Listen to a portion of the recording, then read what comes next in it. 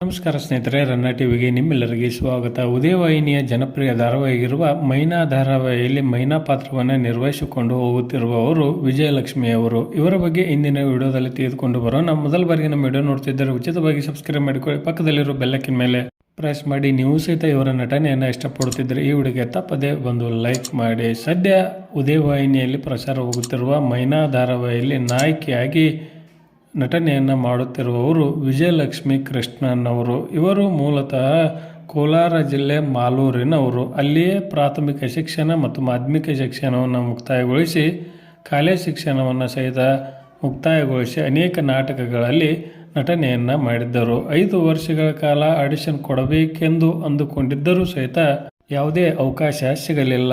ಹೀಗಾಗಿ ಗಣಿತ ವಿಷಯದಲ್ಲಿ ಸ್ನಾತಕೋತ್ತರ ಪದವಿಯನ್ನು ಸಹಿತ ಇವರು ಪಡೆದುಕೊಂಡಿದ್ದಾರೆ. ಇನ್ನು ಅದೇ ರೀತಿಯಾಗಿ ಮೊದಲ ಬಾರಿಗೆ ಲಕ್ಷಣ ಧಾರಾವಾಹಿಯಲ್ಲಿ ಆಡಿಷನ್ ಅನ್ನು ಕೊಟ್ಟು ಆ ಧಾರಾವಾಹಿಗೆ ಇವರು ನಾಯಕಿಯಾಗಿ ಸೆಲೆಕ್ಟ್ ಆಗಿದ್ದರು.